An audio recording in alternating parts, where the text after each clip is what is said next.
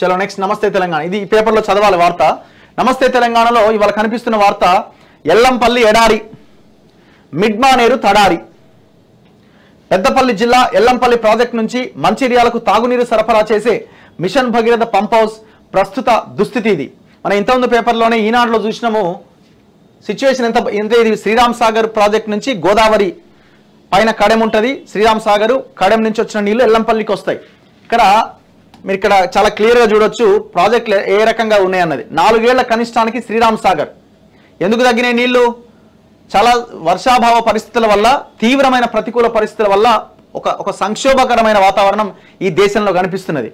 4 ఏళ్ల కనిష్టానికి శ్రీరామ్ సాగర్ ప్రస్తుతం ప్రాజెక్టులో మిగిలింది 10.686 టీఎంసీలే. అందులో 3 టీఎంసీలు మిషన్ భగీరథకు, మరో 3 టీఎంసీలు ఎండకు ఆవిరయ్యే అవకాశం. అంతకు మించి ఇందులో నీళ్లు లేవు. మన క్లియర్గా ఈ మ్యాప్ కూడా మనకు తెలుసు కదా, చూపిస్తా. నేను చూపించే ముందు వార్త చూద్దాం. ఇక్కడ చూడండి, చెట్లు ఎండి నేల బీడు వారి ఎడారిని తలపిస్తున్న రాజన్న సిరిసిల్ల మన్వాడలోని మధ్య మానేరు ప్రాజెక్టు. దీన్ని ఏం చేస్తున్నాడంటే ఇది కాంగ్రెస్ చేసిన కరువు అని చూపించే ప్రయత్నం చేస్తున్నాడు. దీనికి కాంగ్రెస్కి ఏంటి సంబంధం?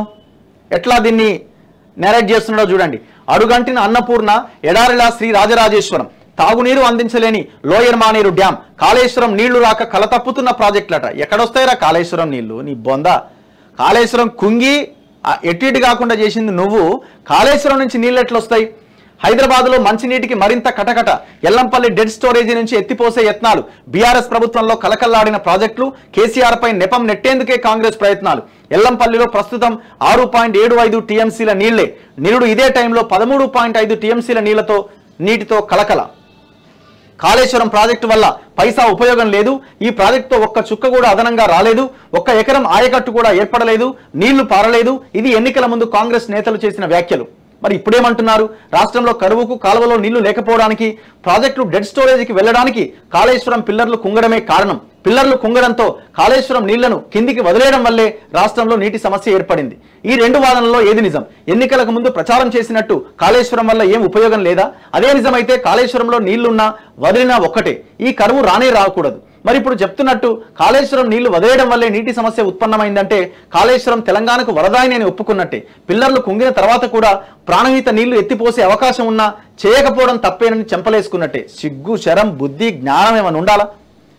ఆల్రెడీ అది కుంగిపోయి దాంట్లో నీళ్లు నింపొద్దు అని national dam safety authority CAG report చెప్పిన తర్వాత దాన్ని అంటే నీళ్లు అవకాశం ఉన్నా ఎత్తిపోస్తారట. ఇక్కడ జరిగింది ఏంటి అంటే ఇప్పుడు ఏమంటుండు, ఈ కాళేశ్వరం ప్రాజెక్టు ద్వారా నీళ్లు ఎత్తిపోయొచ్చు, వీళ్ళు కావాలని ఎత్తిపోస్తలేరు. ఒక్క నిమిషం ఈ మ్యాప్ ఒక్కసారి మీరు చూడండి. ఇది మ్యాప్. యాక్చువల్గా గోదావరి నీళ్ళు వద్దని ఎవడు అనలే. ఈ దుర్మార్గులు ఎట్లా ప్రచారం చేస్తున్నారు? గోదావరి నీళ్లు వద్దు అని ఎవడు అనలే. అరే నాయన ఇట్లా కాదురా బాబు, ఇక్కడ తుమ్మిడిఎట్టి వద్ద నుంచి ఇక్కడ డైరెక్ట్గా తీసుకొస్తే ఎల్లంపల్లికి నీళ్ళు వస్తే జర్ర కాలడ్డం పెడితే నీళ్ళు వచ్చి ఇక్కడ దుంకుతాయి, అప్పుడు ఎలాంటి ఇబ్బంది ఉండదు అని మనం అంటే, లేదు ఇక్కడ కిందికి తీసుకుపోయి ఎన్నించి ఎత్తిపోయాలని మేడిగడ్డ, అన్నారం, సుందిళ్ళ కట్టి అట్లా ఎత్తిపోసుడు స్టార్ట్ చేసిండు. కట్టినది అన్న కనీసం కట్టాలా? సరే కరెంట్ బిల్లు వదిలే, అన్ని వదిలే, మెయింటెనెన్స్ కూడా వదిలే, కట్టిందన్న కరెక్ట్ కట్టాలా? ఆ డిజైన్ల లోపం వల్ల, క్వాలిటీల లోపం వల్ల అది కుంగిపోయింది. ఇప్పుడు తప్పెవడు చేసినట్టు? ఇప్పుడున్న గవర్నమెంట్ ఏం ప్లాన్ చేస్తున్నది? ఈ ప్రాణహిత నుంచి తుమ్మిడిఎట్టి దగ్గర నుంచి నీళ్ళని ఎల్లంపల్లికి తీసుకురావడానికి ప్రయత్నం చేస్తున్నది. ఇదే ప్రయత్నం నువ్వు ఇది కట్టకుండా ఎన్నించి చేసి ఉంటే ఇవాళ ఈ పరిస్థితి ఉండేది కాదు కదా. ఎవడి దుర్మార్గానికి కారణం? నువ్వు. నీళ్ళు వద్దు, గోదావరికి నీళ్ళే వద్దని అంటున్నారు ఎవరన్నా? మీ దమ్ముంటే సమాధానం చెప్పాల్సింది ఏంటంటే, దమ్ముంటే మీరు సమాధానం చెప్పాల్సింది బేసిన్లు లేవు, బేషజాలు లేవు, శ్రీరామ్ సాగర్ నీళ్ళని ఎత్కపోరి మహారాష్ట్ర ప్రజలని చెప్పిన దుర్మార్గుడు కేసీఆర్ కాదా? దుర్మార్గుడు కేసీఆర్ కాదా? ఇగో ఇదే శ్రీరామ్ సాగర్ ప్రాజెక్టు. ఇది శ్రీరామ్ సాగర్ ప్రాజెక్టు. శ్రీరామ్ సాగర్ ప్రాజెక్టు 90 టీఎంసీలు. 90 టీఎంసీల శ్రీరామ్ సాగర్ ప్రాజెక్టులో ఇప్పుడున్నది 6 టీఎంసీలే. దీనికి కూడా కాంగ్రెసే కారణమా? లేకపోతే దీనికి కూడా ఇదే ప్రభుత్వం కారణమా? లేదు దీనికి కూడా కాళేశ్వరమే కారణమా? ఇప్పుడు నువ్వు ఈడ కట్టాల్సింది, ఈడ తీసుకుపోయి కింద కట్టేది ఈడ కట్టి ఉంటే ఈ పాటికి నీళ్ళు ఎల్లంపల్లిలో పుష్కలంగా ఉండేవి కదా. మళ్ళీ ఏమంటుండు? హైదరాబాద్ నీటికి కటకట అంటుండు.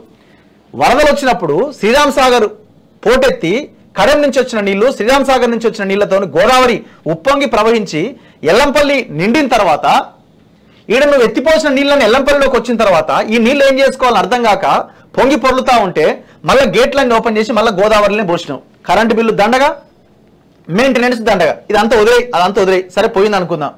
ఎల్లంపల్లి నిండిన తర్వాత ఈడ నువ్వు మల్లన్న సాగర్ ఏడుంది? ఇది మల్లన్న సాగర్, కొమరవెల్లి మల్లన్న సాగర్ 50 టీఎంసీల నీళ్లు. ఈ ఎల్లంపల్లి ఫుల్గా నిండిన తర్వాత మరి ఈ మల్లన్న సాగర్ 50 టీఎంసీల నీళ్లు నింపాలి కదా. మరి నువ్వు నింపాలి కదా. నువ్వు నింపుంటే మల్లన్న సాగర్, కొండపోచమ్మ అక్కడి నుంచి హైదరాబాద్కి నీళ్లు చాలా పుష్కలంగా వచ్చేవి కదా. మరి 50 టీఎంసీలు గట్టి ఎందుకు నింపలే? నేను ఆన్సర్ ఉందా నీ దగ్గర? నీకు అడిగే నైతిక అర్హత లేదు. గోదావరిని మహారాష్ట్ర వాళ్ళకి, ఇటు కర్ణాటక వాళ్ళకి ఇట్లా వీళ్ళకి చెప్పి, కృష్ణా వాటర్ని వీళ్ళకి చెప్పి వాళ్ళని మీరు ఎత్తుకపోరి, బేసిన్లు లేవు, బేసిజాలు లేవు, లిఫ్ట్ పెట్టుకొని ఎత్తుకపోరండి మహారాష్ట్ర వాళ్ళని. అయితే ఎందుకు ఆనాటికి మహారాష్ట్ర రాజకీయం చేస్తున్నాడు? ఇక్కడ కృష్ణా జిల్లాలో పోతిరెడ్డిపాడు సామర్థ్యం పెంచుతా ఉంటే, సంగమేశ్వరం కడతా ఉంటే, ప్రత్యేకమైన జీవో తీసుకొచ్చి కడతా ఉంటే సైలెంట్గా ఉండి టెండర్లు పిలిచిన తర్వాత కడుతున్నాడు అని అప్పుడు స్టార్ట్ చేసిండు. అప్పటికి అది అయిపోయింది. ఆనాడు సైలెంట్గా ఉన్నావు, జగన్మోహన్ రెడ్డికి అమ్ముకున్నావు. అదే కాంట్రాక్టర్ మెగా కృష్ణారెడ్డికి ఇచ్చి అందులో కమిషన్లు దొబ్బినావు. నువ్వు ఇవాళ ప్రాజెక్టుల గురించి ఓయిన వరుస కథనాలు రాస్తున్నాడు ఈ నమస్తే తెలంగాణ పేపర్. సిగ్గుందా? ఏమన్నా కొంచెమన్నా సిగ్గుందా? ఇంకొకటి ఏంటి, ఇచ్చంపల్లి బరాజ్ కడితే ఇది కేంద్రం అన్యాయం చేస్తున్నది, ఇది కట్టడానికి వీల్లేదు అని మీరు అంటున్నారు. వాళ్ళేమంటున్నారు, అసలు ఈ హరీష్ రావు ఉన్నప్పుడే వీళ్ళే పర్మిషన్ ఇచ్చిరు, వీళ్ళే కట్టుకోరని చెప్పిరు, మళ్ళీ ఇప్పుడు కథలు పడుతున్నారని కేంద్రం అంటున్నది. ఇప్పుడు ఈ ప్రభుత్వం ఏం చేయాలా? ఆ అడిగే నైతిక అర్హత మనకు మాత్రమే ఉన్నది.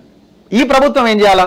సాధ్యాసాధ్యాలు ఏంటి, తెలంగాణకి ముంపు లేకుండా, తెలంగాణ ప్రజలకి నష్టం జరగకుండా, మన రైతాంగానికి నష్టం జరగకుండా ప్రభుత్వం ఒత్తిడి తీసుకురావాలి కేంద్రం మీద.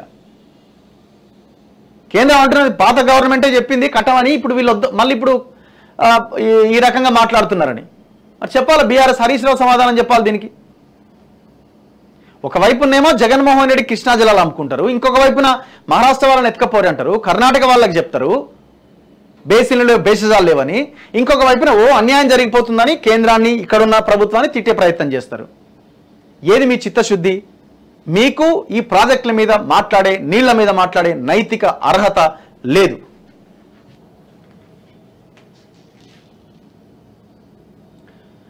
బీఆర్ఎస్ ఎమ్మెల్యేలను కాదు రైతులను టచ్ చేయి రేవంత్ అట. రైతులను ఎందుకు టచ్ చేస్తారా? మీరు టచ్ చేసిరు. 8,000 మంది రైతులు ఆత్మహత్య చేసుకున్నాం ఈ ప్రభుత్వ హయాంలో. ఖమ్మం టికెట్లొల్లి మళ్ళీ ఢిల్లీకి, కాంగ్రెస్ అభ్యర్థిపై నాయకుల మధ్య కుదరని ఏకాభిప్రాయం. ఢిల్లీ రావాలని నేతలకు ఏఐసీసీ పెద్దల నుంచి పిలుపు. రఘురామ్ రెడ్డికి టికెట్ ప్రతిపాదనపై భట్టి తుమ్మల నిలదీతాట.